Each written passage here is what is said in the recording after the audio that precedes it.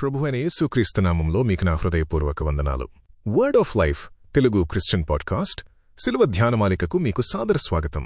ఈరోజు మనం దేవుని వాక్యంలోని ఒక అద్భుతమైన నిజాన్ని గురించి మాట్లాడుకుందాం. దేవుడు మనల్ని సృష్టించినప్పుడు ఎంతో మహిమతో పవిత్రంగా చేశాడు. కాని పాపం వల్ల మనం ఆ మహిమను కోల్పోయాం. అయినా సరే మనల్ని వదిలేయకుండా రక్షించడానికి ఆయనే ఒక మార్గాన్ని సిద్ధం చేశాడు. ఆదికాండము 3వ అధ్యాయం 21వ వచనంలో ఒక సంఘటన ఉంటుంది. దేవుడు ఆదాము హవ్వలకు చర్మపు చొక్కాయిలు చేయించి తొడిగించడం. ఇది వినడానికి చిన్న విషయంగా అనిపించినా దీని వెనుక యేసుక్రీస్తు శిలువ త్యాగం అనే ఒక పెద్ద రహస్యం దాగి ఉంది. నిజానికి మన సొంత ప్రయత్నాలు, మన నీతి కార్యాలు మనల్ని ఎప్పటికీ రక్షించలేవు. కేవలం క్రీస్తు ఇచ్చే నీతి వస్త్రం మాత్రమే మనల్ని దేవుని ముందు నిలబెట్టగలదు. అందుకే ఈరోజు మన అంశం మొదటి బలి మరియు క్రీస్తు ఇచ్చే నీతి వస్త్రము. మనం వాక్యంలోకి వెళ్లే ముందు మన హృదయాలను పరిశీలించడానికి కొన్ని ప్రశ్నలు మనకు మనమే వేసుకుందాం. మన జీవితంలో మనం చేసిన తప్పులను ఎప్పుడైనా ఇతరులకు తెలియకుండా దాచాలని ప్రయత్నించామా? మన లోపాలు బయటపడకుండా మన మంచి పనులతో వాటిని కప్పుకోవాలని చూస్తుంటాం కదా. కాని ఒక్కసారి ఆలోచించండి, దేవుని దృష్టిలో మన ఈ ప్రయత్నాలు సరిపోతాయా?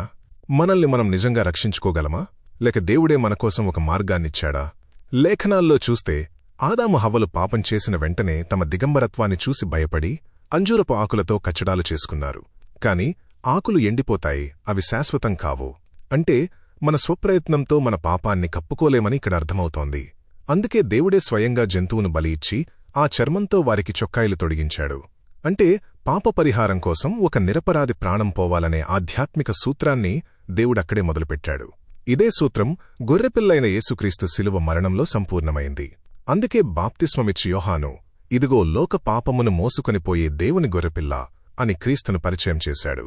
ఆదాము హవ్వల కోసం ఒక జంతువు ఎలాగైతే చనిపోయిందో మన పాపాల కోసం యేసుక్రీస్తు తన ప్రాణాన్నిచ్చాడు. యెషయా గ్రంథంలో చెప్పినట్లు ఆయన మనకు రక్షణ వస్త్రములను, నీతి అను పైబట్టను ధరింపజేశాడు. మనం క్రీస్తును నమ్మినప్పుడు మన పాత స్వభావం పోయి ఆయన నీతి మనమీద కప్పబడుతుంది. నా ప్రియ స్నేహితుడా, మన దానధర్మాలు, భక్తి అన్నీ మంచివే కావచ్చు, కాని అవి మనకు రక్షణనివ్వలేవు. రక్షణ అనేది కేవలం యేసుక్రీస్తు త్యాగం వల్లే వస్తుంది. అందుకే ఈరోజు ఒక నిర్ణయం తీసుకుందాం. మన సొంత నీతిమీద కాకుండా క్రీస్తు చేసిన త్యాగాన్ని పూర్తి విశ్వాసంతో అంగీకరిద్దాం.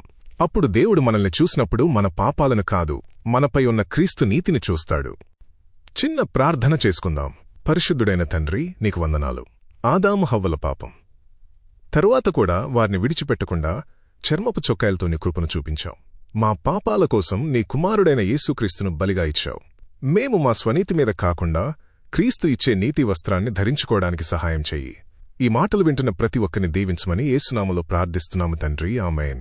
మన పాపాలను కప్పుకోవడానికి మన ప్రయత్నాలు చాలవు, కాని సిలువలో క్రీస్తు చూపిన కృప మనకు సరిపోతుంది. మరి మీరు ఆ నీతి వస్త్రాన్ని ధరించుకున్నారా? ఈ సందేశం మీకు నచ్చితే లైక్ చేసి మీ స్నేహితులకు షేర్ చేయండి. మరిన్ని ఆత్మీయ విషయాల కోసం మా ఛానల్ను సబ్స్క్రైబ్ చేసుకోండి. వచ్చే పోడ్కాస్ట్లో మళ్లీ కలుద్దాం. అంతవరకు దేవుని కృప మీకు తోడుండునుగాక.